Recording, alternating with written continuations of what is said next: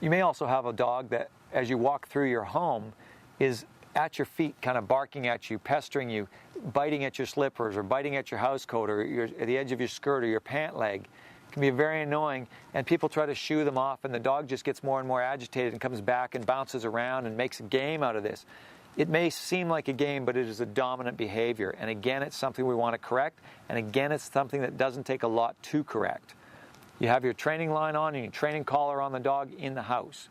If they start to do this behavior, you tell them no in a firm voice, you turn around, you step on your training line, you pick it up, you give a very firm snap on the line, and you tell them no again. You drop the line, you continue to move on walking. It's so important to have the training line on the dog in the house so that you can immediately catch them. And it's much faster to quickly step on that line than try to bend down and pick it up, because as you bend down, they're going to scoot off and avoid you because they know what's coming.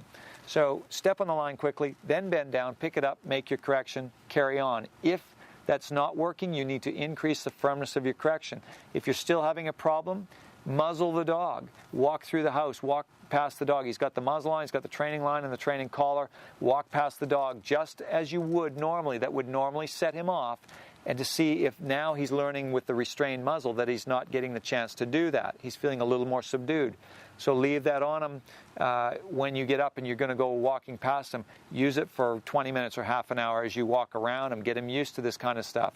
And if it's still a real big problem, you may need to get something like a bit of a switch or like a riding crop, just to have alongside your leg as you walk, just to give him a tap in the nose as he gets in there. So in a sense that your clothing almost is biting the dog back. It becomes a little bit of a sting.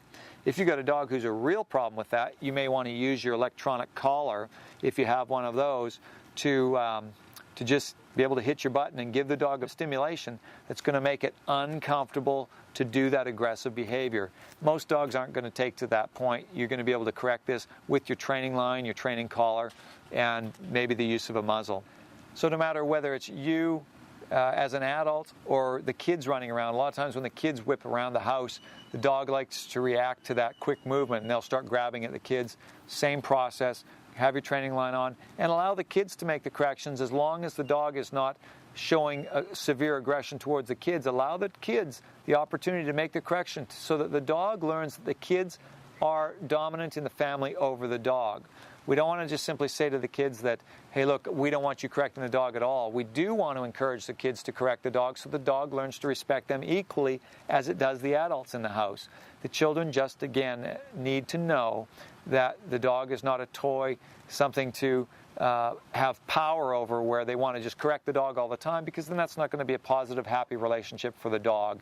The children, if they're mature enough to understand that correction is simply a part of building a positive relationship with the dog, then it's okay to let them have a hand in the training.